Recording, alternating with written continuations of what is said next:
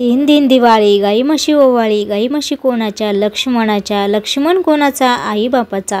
तर हो, आज दिवाळी येत आहे लवकरच। तर पहिला सण दिवाळीचा म्हणजे 5 दिवसाची दिवाळी असते। तर सुरुवात आपल्याला वसुबारसापासून करायची असते।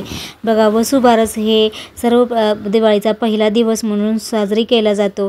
दिवाळी हा खरंच लहान मुलापासून मोठ्यापर्यंत सर्वांचा आवडता गोड फराळ पदार्थ, फटाके, नवीन कपडे, नवीन उत्सव, नवीन वस्तू, अनेक उत्साहाचा आणि प्रकाशाचा हा सण असतो।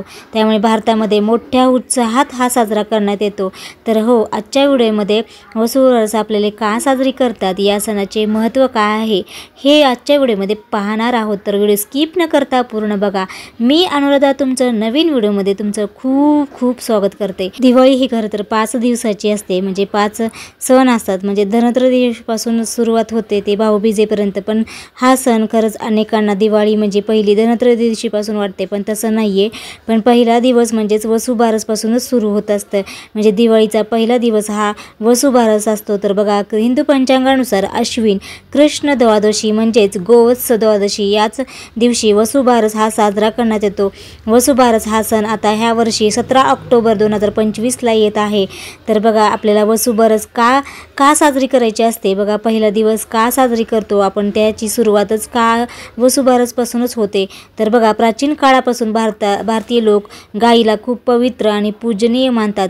धार्मिक मान्यतेनुसार गायीमध्ये 33 कोटीचे देव वास करतात असं म्हटलं जातं की त्यामुळे प्राचीन काळापासून गोमातेची पूजा करण्यात परंपरा आहे। भगवान श्रीकृष्ण यांना गोसेवा करून त्यांनी महत्त्व मानलं आहे।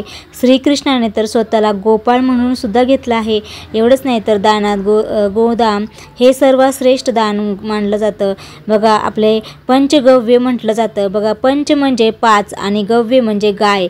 याचा अर्थ गायीपासून आपल्याला 5 वस्तू मिळतात। बघा, दूध, दही, तूप, शेण, गोमूत्र याला खूप महत्त्व आहे। म्हणूनच गाय हा आपले खरंच पूजनीय आहे। आपण आता शहरात राहतात, त्यामुळे आपण पूजा आपण घरच्या घरीच करत असतो। तर गावाकडे कसं सगळ्यांना गाई म्हशी असतात गोठ्यामध्ये, तर ते गोठ्यामध्ये जाऊनच त्यांची पूजा केली जाते। त्यांना नैवेद्य म्हणून पुरणपोळी घातली जाते। अशी प्रकारे आपली साजरा केली। पण शहरात आपल्याला गाई मिळत नाहीत, त्याच्यामुळे आपण त्याची मूर्ती आणून आपल्याला पूजायची असते।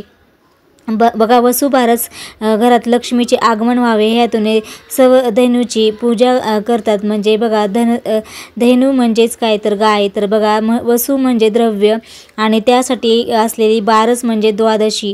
पुष्कळ ठिकाणी महिला या दिवशी उपवास करतात। गावाकडे ज्यांच्याकडे घरी गुरे आहेत त्यांच्याकडे दिवशी पूर्णाचा नैवेद्य गायीच्या पूजा करण्यात येते। त्या दिवशी गहू मूग खाऊ घालतात। बघा, शक्यतो आपल्याला जर गाय तुमच्या शेजारी भेटली आणि कुठे तुम्ही गोठ्यात जाऊन गेला तर नक्कीच गाईला गूळ खाऊ घाला किंवा पुरणपोळीचा नैवेद्य दाखवा। नक्कीच तुम्ही गाईचा आशीर्वाद घ्या, कारण बघा त्या दिवशी खरंच आपण बरेच जण काय करतात तर बघा, बाजरीची भाकरी आणि गवाराची शेंगाची भाजीवर उपवास सोडतात। अशी कुठे प्रथा आहे, तर तुमच्याकडे जी काही प्रथा आहे तर त्या प्रथेनुसार तुम्ही हा सण साजरा करा। सध्या आपण बरेच जण शहरात राहतात, तर बघा शहरामध्ये आपल्याला घरच्या घरीच पूजा करायची आहे। बघा, आपल्या मार्केटमध्ये बाजारामध्ये गोमातेची मूर्ती भेटते, जी की वासरू असं सोबत असलं पाहिजे।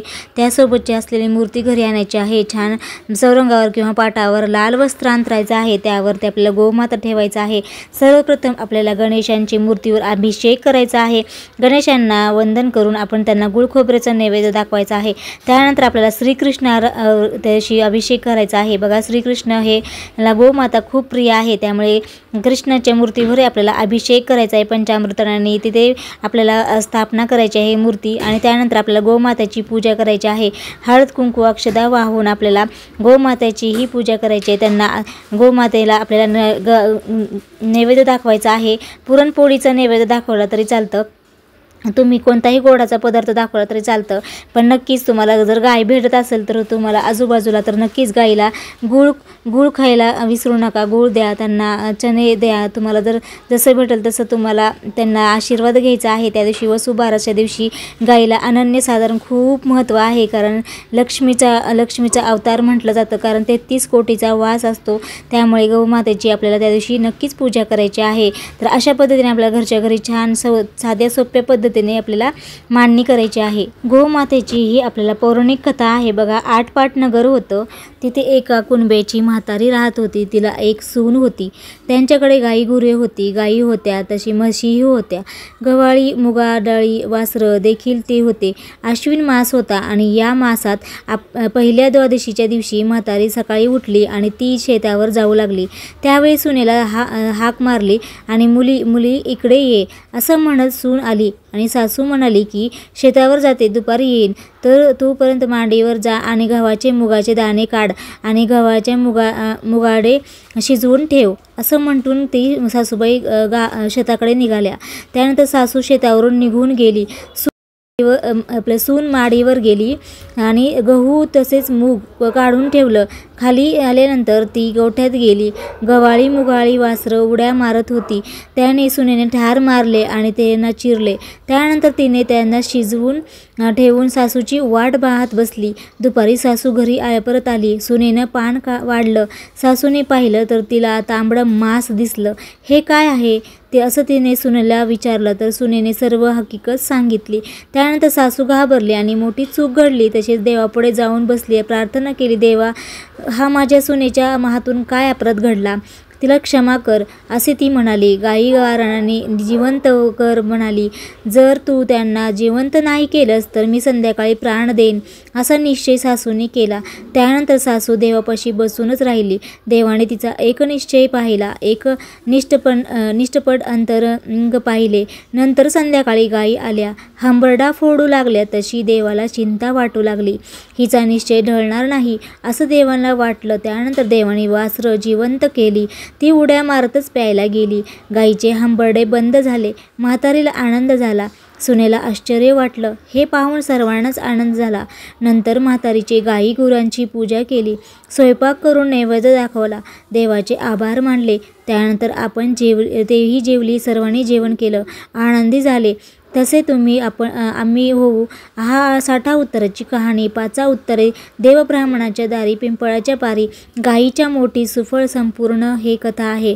तर अशा प्रकारे ही पौराणिक कथा आहे। त्यामुळे या दिवसापासून अंगणात रांगोळी काढली जाते, दिवसभरापासून दिवाळीची सुरुवात होते। गाई गुरे वासरे असणाऱ्याकडे या दिवशी पुरणपोळीचा स्वयंपाक केला जातो, नैवेद्य दाखवला जातो। तर बघा, वसुबारस हा दिवाळीचा पहिला दिवस आहे, जो हिंदू पंचांगानुसार अश्विन कृष्ण द्वादशी म्हणजे गोवत्स द्वादशी रोजी साजरा केला जातो।